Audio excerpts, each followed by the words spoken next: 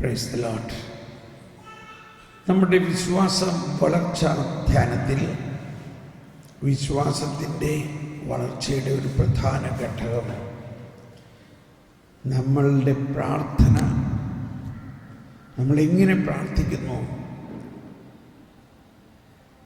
ആരോട് പ്രാർത്ഥിക്കുന്നു, എവിടെ പ്രാർത്ഥിക്കുന്നു, എന്തിന് പ്രാർത്ഥിക്കുന്നു, എന്ത് പ്രാർത്ഥിക്കുന്നു, 5 കാര്യങ്ങളാണ്.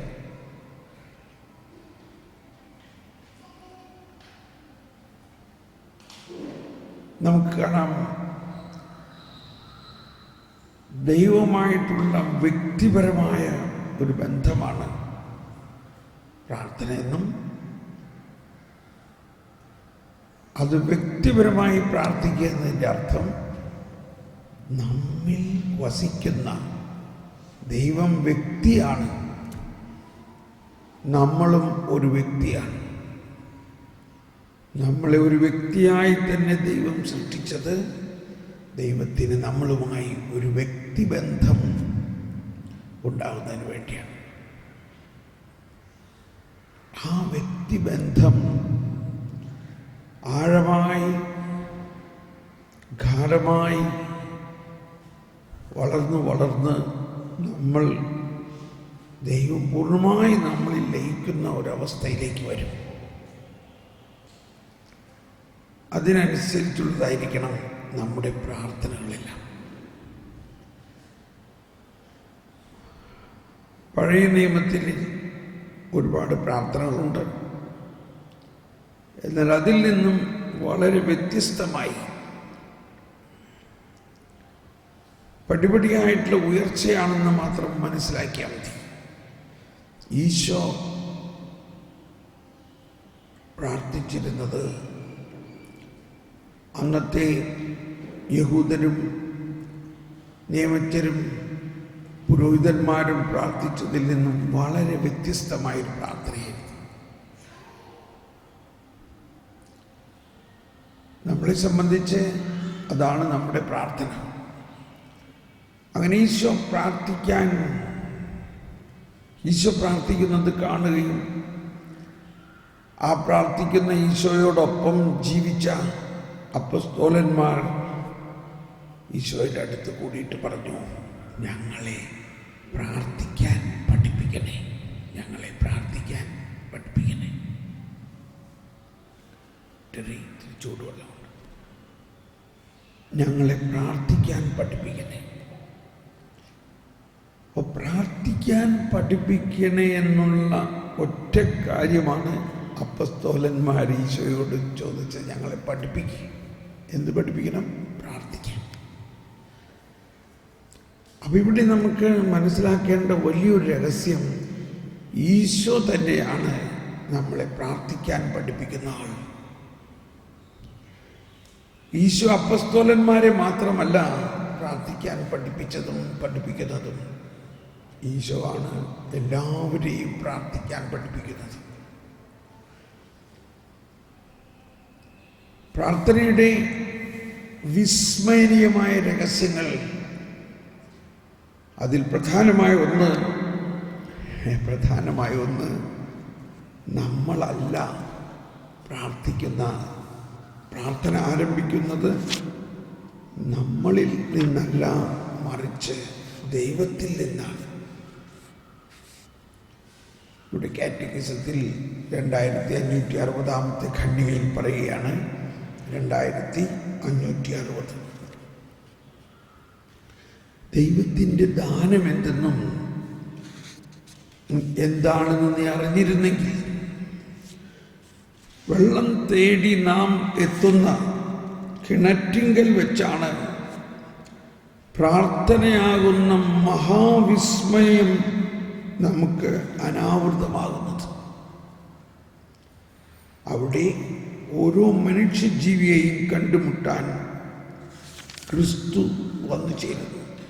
അവിടെ നിന്നാണ് ആദ്യം നമ്മെ തേടി വന്ന് നമ്മോട് ദാഹജലം ആവശ്യപ്പെടുന്നത്. യേശുവിനെ ദാഹിക്കുന്നു. നമ്മെപ്പറ്റി ദൈവത്തിനുള്ള ആഗ്രഹത്തിൻ്റെ അഗാധതയിൽ നിന്നുയരുന്നതാണ് അവിടുത്തെ അഭ്യർത്ഥന. നാം മനസ്സിലാക്കിയാലും ഇല്ലെങ്കിലും ദൈവത്തിൻ്റെ ദാഹവും നമ്മുടെ ദാഹവും തമ്മിലുള്ള സമാഗമമാണ് പ്രാർത്ഥന. നാം ദാഹിക്കണം എന്ന് ദൈവം ദാഹിക്കുന്നു. ഇത് ആദ്യകാലങ്ങളിൽ ഞാനിത് മനസ്സിലാക്കിയപ്പോൾ എന്നെ വളരെയധികം അത്ഭുതപ്പെടുത്തി. അന്നുവരെ ഞാൻ പ്രാർത്ഥിക്കണോ, ഞാൻ ഉപവസിക്കണോ, ഞാൻ എന്തെല്ലാം അനുഷ്ഠാനങ്ങൾ ചെയ്യണോ, അതിനെക്കുറിച്ചെല്ലാം ഞാൻ വളരെ അഭിമാനിച്ചിരുന്നു. പിന്നീടാണ് മനസ്സിലാവുന്നത് അതൊന്നും എൻ്റെ ശക്തിയിലല്ല, അതൊന്നും എന്നിൽ നിന്ന് ഉത്ഭവിക്കുന്നതല്ല. അതെല്ലാം ഈശോയുടെ പരിശുദ്ധാത്മാവിൻ്റെ പ്രവർത്തനമാണ്. കിണറ്റിൻകരയിൽ വെച്ചാണ് പ്രാർത്ഥനയെന്ന മഹാവിസ്മയനീയതയെക്കുറിച്ച് വെളിവാക്കിയത്. എന്താണത്? യോഹന്നാന്റെ സുവിശേഷത്തിൽ 4-ാം അധ്യായത്തിൽ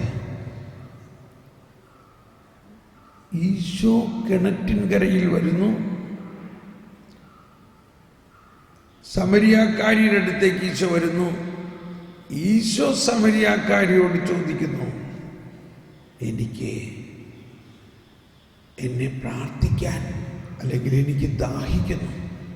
ഈശോ സമരിയാക്കാരിയോട് ചോദിക്കുന്നു, എനിക്ക് ദാഹിക്കുന്നു. ഇവിടെ നമ്മളെ പഠിപ്പിക്കുന്നത് ഈശോ പ്രാർത്ഥിക്കുകയാണ് സമരിയാക്കാരിയോട് ഈശോ ദാഹിക്കുന്നു. അപ്പൊ നമ്മുടെ ദാഹം, നമ്മുടെ പ്രാർത്ഥനയെല്ലാം ദൈവത്തിൽ നിന്ന് ഉത്ഭവിക്കുന്നു എന്ന് മനസ്സിലാക്കണം. ആ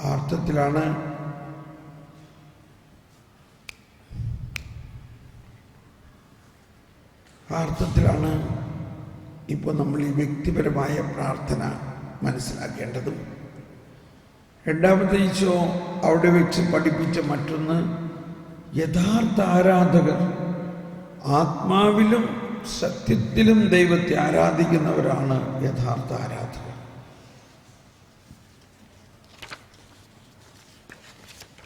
ആത്മാവിലും സത്യത്തിലും. ഈ വ്യക്തിപരമായ പ്രാർത്ഥനയുടെ ഈ ലഘുലേഖ ഇങ്ങനെ 3ആയി മടക്കാം. ഇതിൻ്റെ പ്രധാന ഒരു കാര്യം, ഇതിൻ്റെ ഉള്ളിലത്തെ പേജിൽ ചക്രങ്ങളും ട്രയാങ്കിളും എല്ലാം നമുക്ക് കാണാം. ഈ ചക്രങ്ങളും ട്രയാങ്കിളുകളും നമ്മളെ പഠിപ്പിക്കുന്നത് നമ്മിൽ വസിക്കുന്ന കർത്താവ് നമ്മിൽ വസിക്കുന്നു. പിതാവും പുത്രനും പരിശുദ്ധാത്മാവുമായ ത്രിത്വൈക ദൈവം നമ്മിൽ വസിക്കുന്നു. നമ്മിൽ വസിക്കുന്ന ദൈവം, വ്യക്തിപരമായി നമ്മിൽ നിറഞ്ഞു നിൽക്കുന്ന ദൈവം, ആ ദൈവത്തോട് ഒന്നാകുക. ആ ദൈവത്തോട് ഒന്നാകുമ്പോൾ നമ്മുടെ ആത്മാവിൽ നിന്ന്, നമ്മുടെ ആത്മാവിൽ കുടികൊള്ളുന്ന ദൈവത്തിൽ നിന്ന് നമ്മുടെ ആത്മാവിലേക്ക്, മനസ്സിലേക്ക്, നമ്മുടെ ശരീരത്തിലേക്ക്, നമ്മുടെ ജീവിതത്തിലേക്ക്, അതിനപ്പുറത്തേക്ക് ദൈവത്തിൻ്റെ അത്ഭുതകരമായ ശക്തി ഒഴുകും. സ്നേഹമുള്ളവരെ, ഇതാണ് വ്യക്തിപരമായ പ്രാർത്ഥന. ദൈവം നമ്മളിൽ വസിക്കുന്നു, ത്രിത്വൈക ദൈവം നമ്മളിൽ വസിക്കുന്നു എന്ന ഒരു വലിയ രഹസ്യമാണ്. ഇത് പെട്ടെന്ന് ഒരുപക്ഷെ നമുക്ക് അനുഭവമാകണമെന്നില്ല. എന്നാൽ ഈ ദിവസങ്ങളിൽ നിങ്ങൾക്കെല്ലാവർക്കും ഇത് നല്ലൊരു അനുഭവമാകും. ത്രിത്വൈക ദൈവം നമ്മളിൽ വസിക്കുന്നുണ്ടെങ്കിലും നമ്മൾ ആ ദൈവത്തിലേക്ക് കൂടുതൽ ലയിക്കാതെ, കോൺസെൻട്രേറ്റ് ചെയ്യാതെ, ശ്രദ്ധ കേന്ദ്രീകരിക്കാതെ, ചില വാക്കുകൾ കൊണ്ടും അല്ലെങ്കിൽ എവിടെയോ ഇരിക്കുന്ന ദൈവത്തെ കേന്ദ്രീകരിക്കുമ്പോൾ നമ്മുടെ പ്രാർത്ഥന ശക്തമാകുന്നില്ല. ഞാൻ ഇന്നലെ എറണാകുളത്ത് നിന്ന് കൊല്ലത്തേക്ക് വരുമ്പോൾ ഒരു കാര്യം ഓർക്കുകയായിരുന്നു. ഈ പ്രാർത്ഥന ഇതേമാതിരിയൊക്കെ പ്രിൻ്റ് ചെയ്യുന്നതിന് മുൻപ്, ഒരു 20 വർഷം മുമ്പ്, എൻ്റെ ഒരു ബന്ധത്തിലുള്ള ഒരു അങ്കിൾ, അദ്ദേഹം വലിയൊരു ബിസിനസ്സുകാരനാണ് ഇരിഞ്ഞാലക്കുടയിൽ. അപ്പോൾ ഞാൻ 2 ദിവസം മുമ്പ് അവരുടെ ഒരു കല്യാണത്തിന് പോയി. അദ്ദേഹത്തെ കണ്ടപ്പോൾ ഓർത്ത കാര്യമാണ്. ജോൺ കണ്ടംകുളത്തിൽ നിന്നാണ് അദ്ദേഹത്തിൻ്റെ പേര്. അദ്ദേഹം വളരെ ഭക്തനും വെളുപ്പിന് എഴുന്നേറ്റ് പ്രാർത്ഥിക്കുന്ന ആളുമാണ്. പക്ഷെ അദ്ദേഹത്തിൻ്റെ ഒരു ഫാക്ടറി 10-16 മാസമായിട്ട് അടഞ്ഞു കിടക്കുകയാണ്. 150ഓളം ജോലിക്കാരുണ്ട്. പക്ഷേ ഫാക്ടറി പ്രവർത്തിപ്പിക്കാനുള്ള സാമ്പത്തിക ബുദ്ധിമുട്ട്. ഈ 150 ജോലിക്കാർ എന്ന് പറഞ്ഞാൽ 150 കുടുംബങ്ങളുടെ കാര്യമാണ്. അപ്പോൾ ഞാൻ പറഞ്ഞു, വെളുപ്പിന് എഴുന്നേറ്റ് പ്രാർത്ഥിക്കണം. അപ്പോൾ അദ്ദേഹം പറഞ്ഞു, ഞങ്ങൾ 2 പേരും 4 മണിക്ക് എഴുന്നേറ്റ് പ്രാർത്ഥിച്ച് 6 മണിക്ക് പള്ളിയിൽ പോയിട്ടൊക്കെ എല്ലാ ദിവസവും. എന്നെ അത്ഭുതപ്പെടുത്തി. ദൈവം എല്ലാ ദിവസവും ഇങ്ങനെ പ്രാർത്ഥിച്ചിട്ടും ഈ പ്രശ്നങ്ങൾ മാറുന്നില്ലല്ലോ.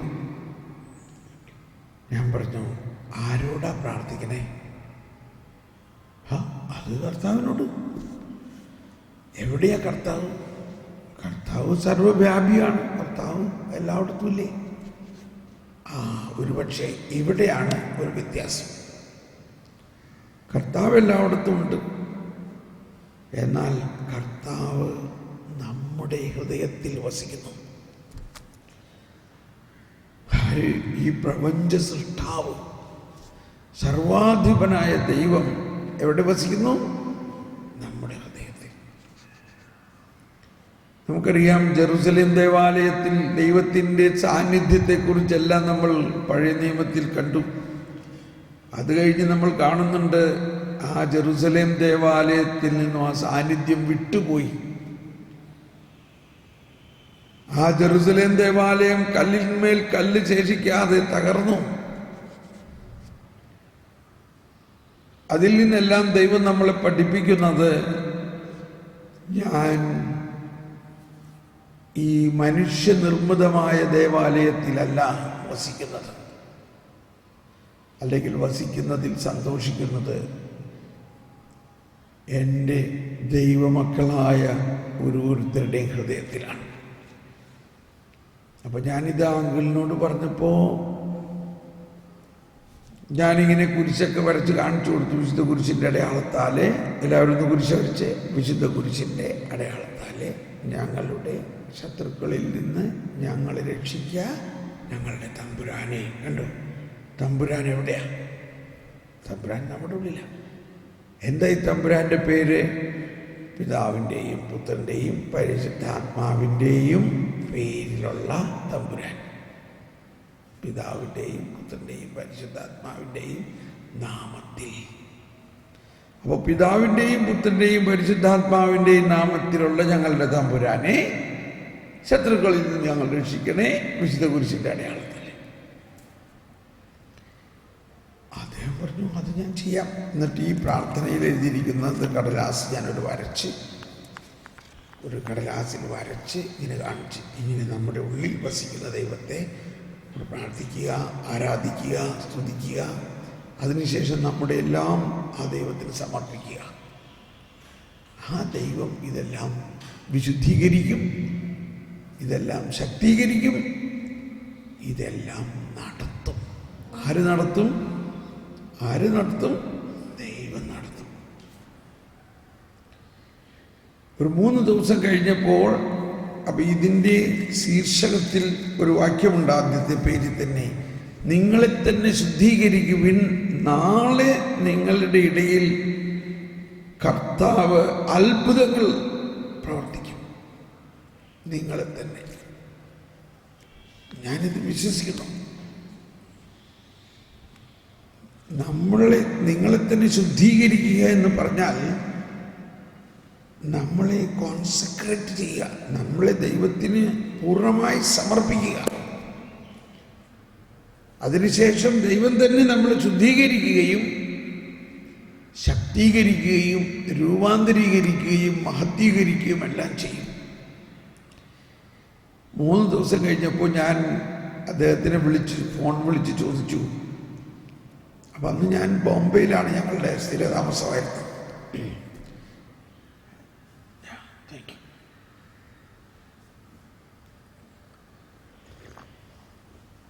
ബോംബെയിൽ നിന്നും ചോദിച്ചപ്പോൾ പറയാണ്, തോമസ് പോളെ, ഇതങ്ങനെ എളുപ്പം നടക്കുന്ന കാര്യമൊന്നുമല്ല. ഒരു 3 കോടി രൂപ ഉണ്ടായാലേ ഫാക്ടറി തുടങ്ങാൻ പറ്റുള്ളൂ. ഫാക്ടറി കശുവണ്ടി ഫാക്ടറിയാണ്, കശുവണ്ടി കാഷ്യൂ ഫാക്ടറി. 3 കോടി രൂപയുടെ സ്റ്റോക്ക് ഉണ്ടായാലേ ഫാക്ടറി ആരംഭിക്കാൻ പറ്റും. എനിക്ക് നല്ല കാലത്ത് ബാങ്കുകാരൊക്കെ ലോൺ തരാൻ സന്നദ്ധരായിരുന്നു. ഇപ്പോൾ എനിക്ക് ബുദ്ധിമുട്ട് വന്നപ്പോൾ ബാങ്കുകാരും സഹായിക്കാനില്ല. ഇതാണ് ബാങ്ക്. ബാങ്കിനെ കുറിച്ച് പറയണത്, when the sun shine they will give an umbrella, when it rains they will take away എന്നാണ്. അതായത് നിനക്ക് നല്ല കാലത്താണെങ്കിൽ ബാങ്ക് എല്ലാം സഹായിക്കാനുണ്ടാവും. നിന്റെ മോശകാലം വരുമ്പോൾ ആ സഹായം അവർ പിൻവലിക്കും. ഇതാണ് ബാങ്ക്. നമ്മളെ ഈ ലോകം മുഴുവനും നടത്തുന്നത് ബാങ്കാണ് വാസ്തവത്തിൽ, അല്ലേ ജോസഫ്?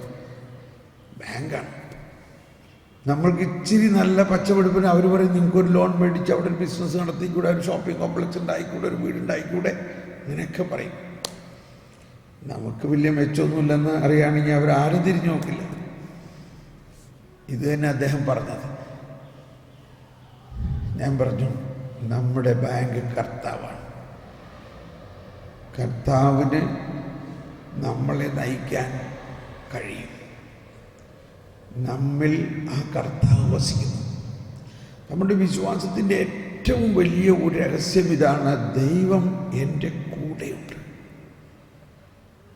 നമ്മൾ വിശുദ്ധ കുർബാന ആരംഭിക്കുമ്പോഴെല്ലാം ഇതാണ് പറയുന്നത്, കർത്താവ് നമ്മോട് കൂടെ. പക്ഷെ അതിങ്ങനെ പറഞ്ഞു പോകുന്നു, അതിൻ്റെ ആഴത്തിലേക്ക് നമ്മൾ പോകുന്നില്ല. ആരാണ് ആ കർത്താവ്? എന്താണ് ആ കർത്താവിൻ്റെ കഴിവ്? ആ കർത്താവ് നമുക്ക് വേണ്ടി എന്ത് ചെയ്യും? ആ കർത്താവിനേക്കാൾ വലുതാണ് പിശാച് എന്ന് വിശ്വസിക്കുകയാണെങ്കിൽ പിന്നെ നമ്മുടെ വിശ്വാസത്തിന് എന്താ അർത്ഥം?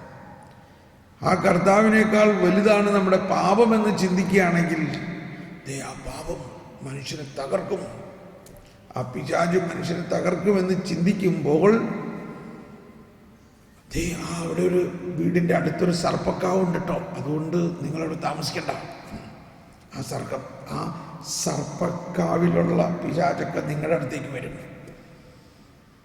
ഈ വീട് ഇവിടെ വെച്ച് ശരിയാവില്ല, അതിന് സ്ഥാനം ഇവിടെയല്ല. ഇതെല്ലാം അന്ധവിശ്വാസങ്ങളും ദൈവത്തിൻ്റെ ശക്തിയെ എള്ളോളം പോലും മനസ്സിലാകാത്ത ചില തത്വങ്ങളാണ്. ഈശോ പറയാണ്, വിശ്വാസിക്ക് ഒരു അടയാളം ഉണ്ടാകും, അവൻ എൻ്റെ നാമത്തിൽ പിശാചിനെ ബഹിഷ്കരിക്കും, അവൻ സർപ്പങ്ങളെ കയ്യിലെടുക്കും. മനസ്സിലായി? നമ്മളവിടെ സർപ്പക്കാവുണ്ടെന്നും പറഞ്ഞിട്ട് അവിടെ പോണില്ല. കർത്താവ് പറയാണ്, അവൻ സർപ്പങ്ങളെ കയ്യിലെടുക്കും. ചിലർ പറയാൻ, നിലവിളക്ക് വെക്കരുത്, അതൊക്കെ പിശാചാണ്. അമ്പലത്തിൻ്റെ അടുത്തേക്ക് പോകരുത്, മറ്റുള്ള ജാതി മതസ്ഥരെല്ലാം തിന്മയാണ്, നീ അമ്പലത്തിൻ്റെ ഒക്കെ പോയിട്ടുണ്ടെങ്കിൽ നീ ആകെ അശുദ്ധമാകും. ഇതൊക്കെ വിശ്വാസക്കുറവിൻ്റെ പ്രഖ്യാപനമാണ്. നമ്മൾ ഇന്നലെ കണ്ടു, യേശുവിൻ്റെ അടുത്ത് ആരാധിക്കാൻ വന്ന 3 ജ്ഞാനികൾ ഏത് മതസ്ഥരായിരുന്നു? അവരവരുടെയൊക്കെ അമ്പലങ്ങളിൽ പൂജിച്ചായിരുന്ന അവരാണ്. ഈ ആട്ടിടയന്മാർ ഏത് മതസ്ഥരായിരുന്നു? യേശു ഇതിനേക്കാളെല്ലാം വലുതാണ്. യേശു ദൈവമാണ്, സർവാധിപനാണ്.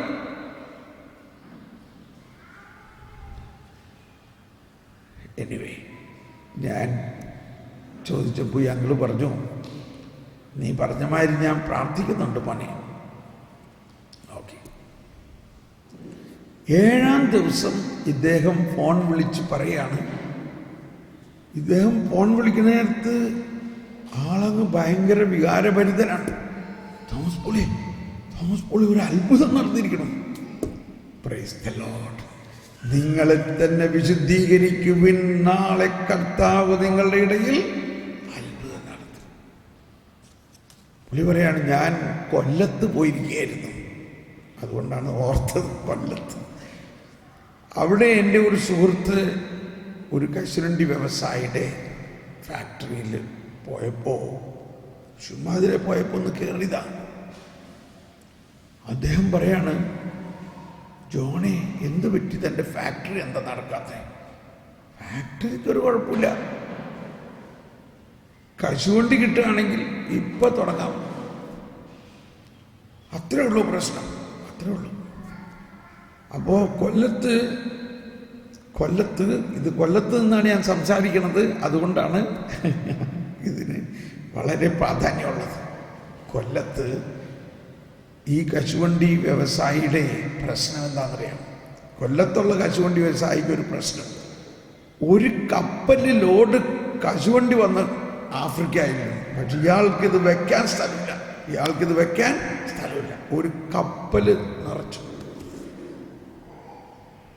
19 ട്രക്ക് കശുവണ്ടി ട്രക്കുകൾ ഇങ്ങനെ വഴിയിൽ നിൽക്കുകയാണ്, അത് വെക്കാൻ സ്ഥലമില്ല.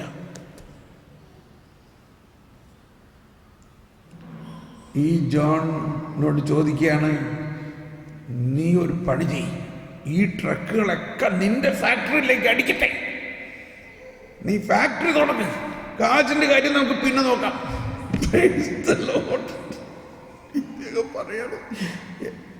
പറയാണ്, എൻ്റെ 45 വർഷത്തെ ഇന്റർനാഷണൽ ബിസിനസ് ജീവിതത്തിൽ ഇതുപോലൊരു അത്ഭുതം ഞാൻ കണ്ടിട്ടില്ല. ട്രക്കുകൾ എൻ്റെ ഫാക്ടറിയിലേക്ക് ഇതാ പറക്കുന്നു. ഫാക്ടറി മുഴുവനും കശുവണ്ടി കൊണ്ട് നിറഞ്ഞു. പിറ്റേ ദിവസം രാവിലെ 16 മാസങ്ങൾക്ക് ശേഷം ഫാക്ടറിയിലെ സാരമുതി എല്ലാ ഫാക്ടറി ആരംഭിച്ചു. Praise the Lord.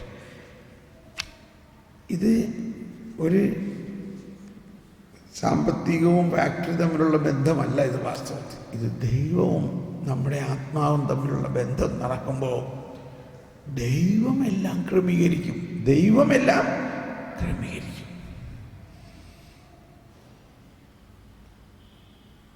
ഈ വ്യക്തിപരമായ പ്രാർത്ഥന മതി നമ്മുടെ ജീവിതത്തിലെ. അപ്പോൾ ഇവിടെയാണ് നമ്മൾക്ക് ഉണ്ടാകേണ്ട ചില ഡിസിപ്ലിൻ. പ്രേയർ, പ്രാർത്ഥന. ഇപ്പം നമ്മളുടെ കന്യാസ്ത്രീമാരെല്ലാം ഒരു ഡിസിപ്ലിനാണ് അവർക്കുള്ളത്. എന്തിൻ്റെ ഡിസിപ്ലിൻ? പ്രാർത്ഥന. അതിനാണ് പറയുന്നത് കാനോന് നമസ്കാരം. കാനോൻ എന്ന് പറഞ്ഞ നിയമം. അവർ നിയമപരമായിട്ട് ഇന്ന സമയത്ത് ഇത്ര മണിക്കൂറിൽ പ്രാർത്ഥിച്ചിരിക്കണം, ഇന്നിന്ന മണിക്കൂറുകളിൽ പ്രാർത്ഥിച്ചിരിക്കണം എന്നുള്ളത് അവരുടെ നിയമമാണ്.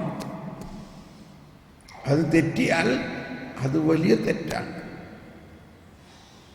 അപ്പൊ എന്തിനാണ് ഈ നിയമം വെച്ചിരിക്കുന്നത്? ദൈവത്തിൽ നിന്ന് ദൈവമായിട്ടുള്ള ആ വിസ്മരണീയമായ ബന്ധമാണ് നമ്മുടെ ജീവിതത്തിൻ്റെ ശ്വാസം. ഈ കടലാസിൻ്റെ ബാക്ക് സൈഡിലെ പരിശുദ്ധ ജോൺ പോൾ രണ്ടാമൻ മാർപ്പാപ്പ നൽകിയൊരു പ്രബോധനമുണ്ട്. അത് പറയുന്നത് ഇങ്ങനെയാണ്: ക്രിസ്ത്യാനിയുടെ വിശ്വാസം തന്നെയായ വ്യക്തിപരമായ പ്രാർത്ഥനയെ ഒരിക്കലും അവഗണിക്കാൻ പാടില്ല. വ്യക്തിപരമായ പ്രാർത്ഥന എന്താണ്? ക്രിസ്ത്യാനികളുടെ നിശ്വാസമാണ്. ശ്വാസം പോലെയാണ്. നമുക്ക് ഒരാൾക്ക് ശ്വാസം അവഗണിക്കാൻ പറ്റുമോ? അത്രയ്ക്ക് നമ്മുടെ ജീവിതത്തിന് ആവശ്യമായ ഒന്നാണ് വ്യക്തിപരമായ പ്രാർത്ഥന. നമ്മുടെ ജീവിതത്തിൻ്റെ നിശ്വാസം പോലെയാണ്. അപ്പം ഈ പ്രാർത്ഥനയെക്കുറിച്ച് ഇതിൻ്റെ ആദ്യത്തെ 3 പോയിന്റുകൾ നമ്മിൽ വസിക്കുന്ന ദൈവത്തെ കേന്ദ്രീകരിച്ചാണ്. 4-ാമത്തേത് സമർപ്പണം. ആ സമർപ്പണത്തിൽ നമ്മുടെ ആത്മാവിനെ സമർപ്പിക്കുന്നു, മനസ്സിനെ, മനസാക്ഷിയെ, നമ്മളുടെ ആന്തരികമായ എല്ലാം സമർപ്പിക്കുന്നു. 5-ാമത്തേത് വിശുദ്ധീകരണം. നമ്മൾ രാവിലെ തന്നെ എണീറ്റാൽ മുഖം കഴുകുന്നു, വായ കഴുകുന്നു, കുളിക്കുന്നു, ടോയ്ലറ്റിൽ പോകുന്നു. ഇതെല്ലാം ഒരു ശുദ്ധീകരണ പ്രക്രിയയാണ് നമ്മൾ ചെയ്യുന്നത്. ഈ ബാഹ്യമായ ശുദ്ധീകരണത്തോടൊപ്പം നമ്മളിൽ ഒരാന്തരികമായ ശുദ്ധീകരണം വേണം. നമ്മുടെ മനസ്സ്, ചിന്തകൾ, നമ്മുടെ ആത്മാവ്, ഇതെല്ലാം ശുദ്ധീകരിക്കാം, അതിനെ കുളിപ്പിക്കാം. അങ്ങനെ വിചാരിച്ചാൽ മതി. ഈശോ തന്നെ അങ്ങനെ കുളിപ്പിക്കുന്ന, കഴുകുന്ന ഒരു സംസ്കാരത്തെയാണ് വിശുദ്ധീകരണത്തിനെടുത്തത്. ഇസ്രായേലിൻ്റെ പാരമ്പര്യം, ഒരാൾ പുറത്തു പോയി അകത്ത് വരുമ്പോൾ അവിടെയും കാല് കഴുകാൻ അടിമകളെ ഏർപ്പാട് ചെയ്തിട്ടുണ്ട്. വേലക്കാരൻ, അടിമകൾ. യജമാനൻ വരുമ്പോൾ അടിമ ഓടിച്ചെന്ന് യജമാനൻ്റെ കാലിൽ വെള്ളമൊഴിച്ച് കഴുകണം. ആ അടിമയുടെ വേഷം യേശു ധരിച്ചു. അവൻ്റെ പുറങ്കുപ്പായമെടുത്ത് മാറ്റി ഒരു കച്ച എടുത്ത് കൊടുത്തു. അപ്പോൾ ആരായത്? ഇവിടെ അടിമയായി. അത് വലിയൊരു പ്രതീകമാണ്. ഈശോ എന്നിട്ട് പറയാണ്, ഞാൻ തന്നെ നിന്നെ കഴുകുന്നില്ലെങ്കിൽ നിനക്ക് എന്നോട് പങ്കില്ല. അപ്പം ഈശോയുമായിട്ടുള്ള നമ്മുടെ ബന്ധത്തിൽ പ്രഥമമായിട്ട് ഈശോ ചെയ്യുന്നത്, നമ്മുടെ കുട്ടികൾ പുറത്തു പോയി കളിച്ച് വരുമ്പോൾ അവരെ നമ്മൾ കുളിപ്പിച്ച് പുതിയ കുപ്പായം അണിയിക്കുന്ന പോലെ ദൈവം നമ്മളെ കുളിപ്പിക്കും. നമ്മളുടെ ആന്തരിക ഇന്ദ്രിയങ്ങളെയും ആത്മാവിനെയും ദൈവത്തിന് മാത്രമേ കഴുകാൻ പറ്റുകയുള്ളൂ. അങ്ങനെ ഒരു വിശുദ്ധീകരണം. അങ്ങനെ വിശുദ്ധീകരിച്ചു കഴിഞ്ഞാൽ അടുത്തത് ശക്തീകരണം. പോയിന്റ് നമ്പർ 6, 6-ാമത്തെ പോയിന്റ് ഇതാണ്, ശക്തീകരണം. ആ ശക്തീകരണത്തിൽ പല ഘടകങ്ങളുമുണ്ട്. പ്രധാനമായി പരിശുദ്ധാത്മാവിൻ്റെ ഫലങ്ങൾ കൊണ്ട് നിറയണം. സ്നേഹം, ശാന്തി, ആനന്ദം, ക്ഷമ, ദയ, നന്മ, വിശ്വസ്തത, സൗമ്യത, ആത്മസംയമനം. ഈ ആത്മാവിൻ്റെ ഫലങ്ങൾ, ഇതാണ് ക്രിസ്തീയ ജീവിതത്തിൻ്റെ പുതിയ നിയമം എന്ന് പറയുന്നത്.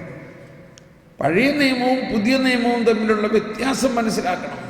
പുതിയ നിയമത്തിൽ ദൈവാത്മാവ് നമ്മളെ സഹായിച്ച് നമ്മളെ വിശുദ്ധ ജീവിതം നയിക്കാൻ സഹായിക്കുന്നു.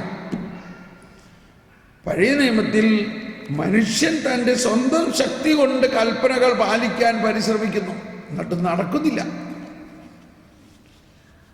പുതിയ നിയമത്തിൽ മനുഷ്യൻ സ്വന്തം ശക്തിയിൽ ആശ്രയിക്കാതെ ആത്മാവിനാൽ നയിക്കപ്പെടുന്നുവെങ്കിൽ നിങ്ങൾ ദൈവമക്കളാണ് എന്ന് പൗലോസ് ശ്ലീഹ 8-ാം അധ്യായത്തിൽ റോമർ 8:14 പറയുന്നു. നിങ്ങൾ പരിശുദ്ധാത്മാവിനാൽ നയിക്കപ്പെടുന്നവരാണെങ്കിൽ പരിശുദ്ധാത്മാവിന്റെ സഹായമെടുത്ത് വിശുദ്ധീകരിക്കുകയും ശക്തീകരിക്കുകയും പരിശുദ്ധാത്മാവ് പറയുന്നത് ശ്രവിച്ച് ജീവിക്കുകയും ചെയ്യുകയാണെങ്കിൽ നിങ്ങൾ പാപം ചെയ്യില്ല, തെറ്റുപറ്റില്ല. നിങ്ങളുടെ ജീവിതം വളരെ വലിയ ഒരു സാക്ഷ്യമായി മാറും. അപ്പോൾ ആദ്യം വിശുദ്ധീകരണം, പിന്നെ ശക്തീകരണത്തിൽ ദൈവത്തിൻ്റെ പരിശുദ്ധാത്മാവ് നൽകുന്ന ഫലങ്ങൾ സ്നേഹം, ശാന്തി, ആനന്ദം. ഇതാണ് ഈശോ പ്രാർത്ഥിക്കാൻ പഠിപ്പിച്ചപ്പോൾ തന്നെ പറഞ്ഞത്. ലൂക്കായുടെ സുവിശേഷത്തിൽ 11-ാം അധ്യായത്തിലാണ് പ്രാർത്ഥിക്കാൻ പഠിപ്പിച്ചപ്പോൾ ആ 11-ാം അധ്യായത്തിൻ്റെ 9 മുതലുള്ള വചനങ്ങളിൽ പറയുന്നത്, ചോദിക്കുവിൻ നിങ്ങൾക്ക് ലഭിക്കും, അന്വേഷിപ്പിൻ നിങ്ങൾ കണ്ടെത്തും, മുട്ടുവിൻ നിങ്ങൾക്ക് തുറന്നു കിട്ടും. എന്നിട്ട് അതിനെ വീണ്ടും വിശദീകരിച്ചിട്ട് പറയാണ്, ഒരു മകൻ അപ്പനോട്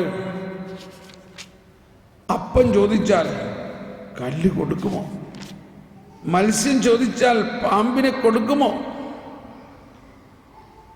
ദുഷ്ടരായ മനുഷ്യർക്ക് മക്കൾക്ക് നല്ല ഗാനങ്ങൾ കൊടുക്കുന്നത് എന്താണെന്ന് അറിയാമെങ്കിൽ, 13-ാമത്തെ വചനം പറയാണ്, മക്കൾക്ക് നല്ല ദാനങ്ങൾ നൽകാൻ ദുഷ്ടനായ നിങ്ങൾക്കറിയാമെങ്കിൽ, എല്ലാവരും നേറ്റു പറഞ്ഞുകൊണ്ട് കരമുയർത്തി, സ്വർഗസ്ഥനായ പിതാവ് തന്നോട് ചോദിക്കുന്നവർക്ക് എത്രയധികമായി പരിശുദ്ധാത്മാവിനെ നൽകുകയില്ല. Praise the Lord.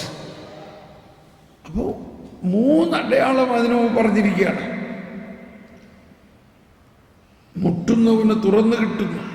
നിങ്ങളിൽ ഏതൊരു പിതാവാണ് മകൻ മീൻ ചോദിച്ചാൽ പകരം പാമ്പിനെ കൊടുക്കുക?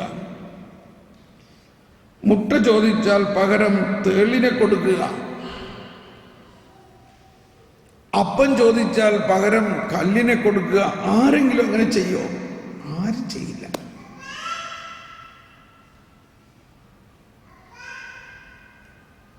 അപ്പോ ദൈവപിതാവിനോട് നമ്മൾ പരിശുദ്ധാത്മാവിനെ ചോദിച്ചാൽ പരിശുദ്ധാത്മാവിനെ എത്ര അധികമായി നൽകുമെന്നാ പറയണം. സ്നേഹമുള്ളവരെ, ഇതെല്ലാം അറിയാമെങ്കിലും നമ്മൾ രാവിലെ എണീറ്റ് കഴിഞ്ഞാൽ ഓടി നടന്ന് അവിടെ എന്തെങ്കിലുമൊക്കെ വേഗം ചെയ്ത് കാര്യം ചെയ്യാനാ നോക്കണേ. അതിന് പകരം ഇന്ന് മുതൽ രാവിലെ കുറച്ച് സമയം പരിശുദ്ധാത്മാവിൻ്റെ ദാനങ്ങളും ഫലങ്ങൾ കൊണ്ട് നിറയാൻ പ്രാർത്ഥിക്കണം. ഫലങ്ങൾ സ്നേഹം, ശാന്തി, ആനന്ദം, ക്ഷമ, ദയ, നന്മ, വിശ്വസ്തത, സൗമ്യത, ആത്മസംയമനം. ദാനങ്ങൾ എന്തൊക്കെയാണ്? ജ്ഞാനം.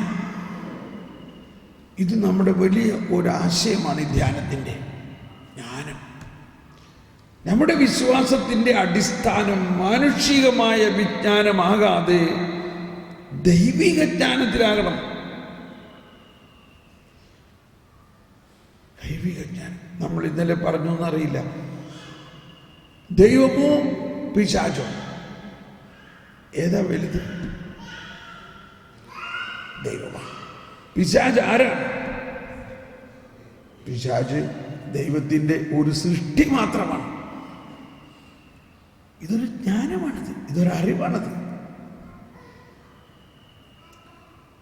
പിശാച് ദൈവത്തിൻ്റെ സൃഷ്ടിയായതുകൊണ്ട് സൃഷ്ടാവായ ദൈവം അറിയാതെ പിശാചിന് ഒന്നും ചെയ്യാൻ പറ്റില്ല. ഈ ജ്ഞാനം ഇല്ലാതിരുന്ന കാലത്ത് ഈ ജ്ഞാനം പിശാച് ഏതാണ്ട് വലിയ ഒരു ശക്തിയാണെന്നൊക്കെ വിചാരിച്ചിരുന്ന ഒരു കാലം ഉണ്ടായിരുന്നു. ഞാനും അങ്ങനെ വിചാരിച്ചിരുന്നു പണ്ടൊക്കെ. അതായത് ആ അറിവിലേക്ക് വന്നിട്ടില്ലായിരുന്നു. ആ ജ്ഞാനം നമ്മൾ പടിപടിയായി ജ്ഞാനത്തിന് വേണ്ടി പ്രാർത്ഥിക്കുമ്പോഴല്ലേ ഈ അറിയണത്. പിന്നീട് മനസ്സിലായത്, നീ എന്തിനീ വിഷമിക്കണേ പിശാചിനെ പ്രതി ചിന്തിച്ച്. പിശാച് ഒരു സൃഷ്ടിയാണ്, ദൈവം സൃഷ്ടാവാണ്. അപ്പൊ ജ്ഞാനത്തിന് വേണ്ടി പ്രാർത്ഥിക്കുമ്പോഴാണ് ഇതെല്ലാം മനസ്സിലാവുള്ളൂ. നമ്മുടെ വിശ്വാസത്തിൽ തന്നെ ഒരുപാട് പാഷാണ്ഡതകളും അന്ധവിശ്വാസങ്ങളും കുടുങ്ങിക്കിടക്കുകയാണ്. അന്ധവിശ്വാസങ്ങൾ. ദൈവം സൃഷ്ടിച്ചതെല്ലാം നല്ലതാണെന്ന് കണ്ടു, പക്ഷെ നമ്മളങ്ങനെ കാണുന്നില്ല.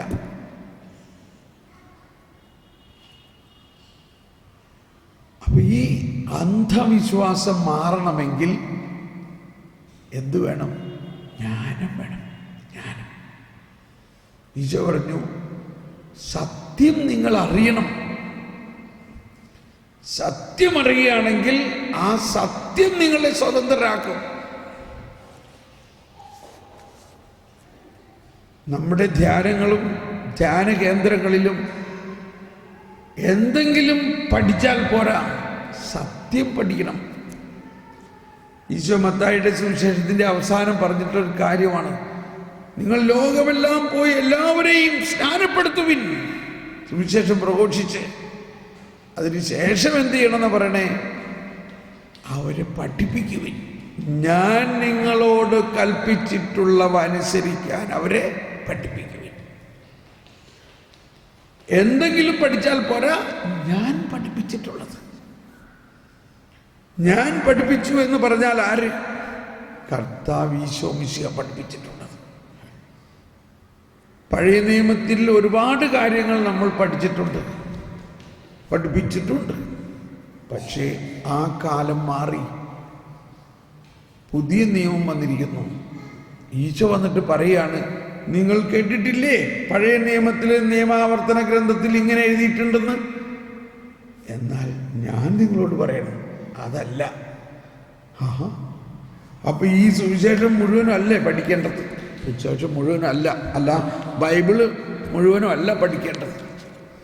അല്ലെങ്കിൽ ബൈബിൾ പഠിക്കുമ്പോൾ മനസ്സിലാക്കണം, ആ പഴയ നിയമവും പുതിയ നിയമവും തമ്മിലുള്ള വ്യത്യാസം എന്താണെന്ന് മനസ്സിലാക്കണം.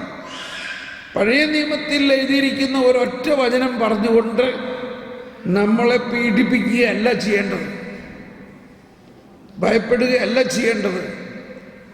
ആ പഴയ നിയമ വചനം